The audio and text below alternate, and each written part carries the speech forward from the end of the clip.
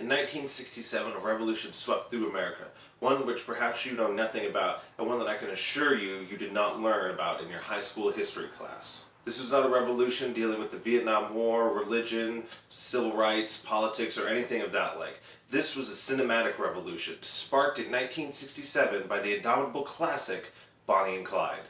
This film and the revolution it sparked would come to define cinema for the next 50 plus years. Bonnie and Clyde is one of the most important films of the last half century at least, and yet it barely gets mentioned when put next to the plethora of great films that followed in its wake because of it.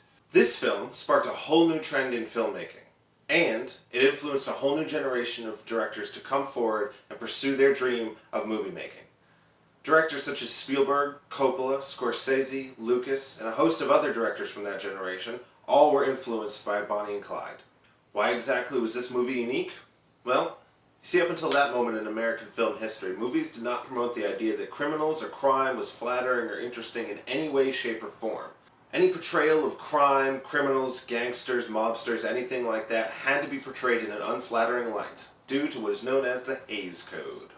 From the 1930s up until Bonnie and Clyde in 1967, Hollywood operated under the Hays Code, which was a loose set of unofficial guidelines and rules brought together by pretty much the Catholic Church to regulate what Hollywood could and could not show on the screen.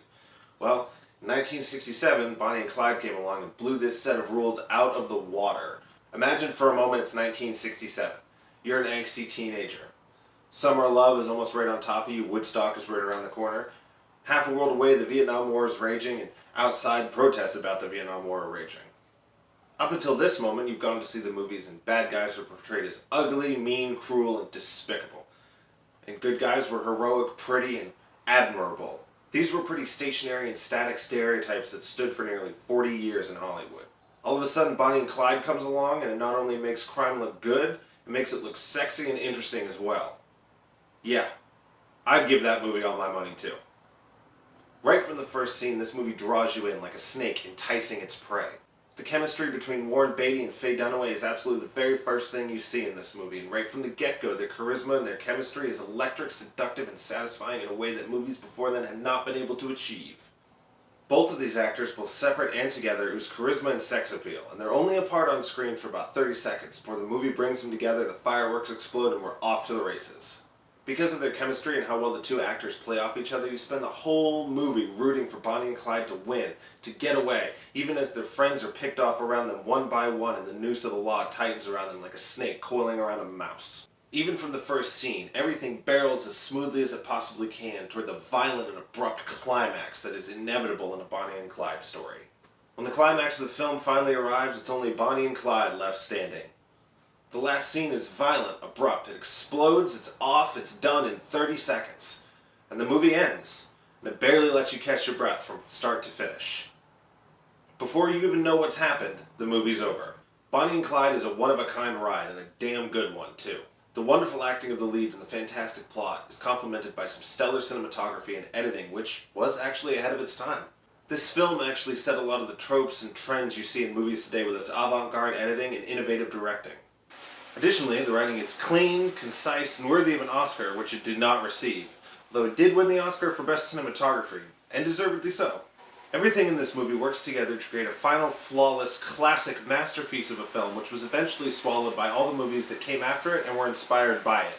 This movie is great as is, but because of everything it dared to do as a movie that no one else had done before, it stands out above other movies that came out around the same time, both before and after. Because this movie chose to fly in the face of staunchly held ideals and taboos in Hollywood, and especially the Hays Code in the 1930s, today we now have such great films as Indiana Jones, Star Wars, Jaws, The Godfather, and The Godfather Part 2, among others. Those movies exist because Bonnie and Clyde boldly went where no film before it had gone. Guys, I know it might be hard to come by in 2019, but I highly recommend you go out, find a copy of Bonnie and Clyde, and revel in the actual, literal unfolding of cinematic history right before your eyes. It's really cool. I'm not someone who really likes giving grades to films because everybody gives grades to films, and if everybody does something, it's no longer special. But I will say this. I highly recommend Bonnie and Clyde. Go and see it. You can't appreciate what came after in cinema if you don't go see what came before. That's all for today, guys. Coming up on Tuesday, I'll be reviewing another classic, although of a different caliber and genre. The wonderful, the unbeatable, the Lord of the Rings, The Fellowship of the Ring. That's coming out on Tuesday. In the meantime, though, guys, remember, Taylor Swift doesn't care about you.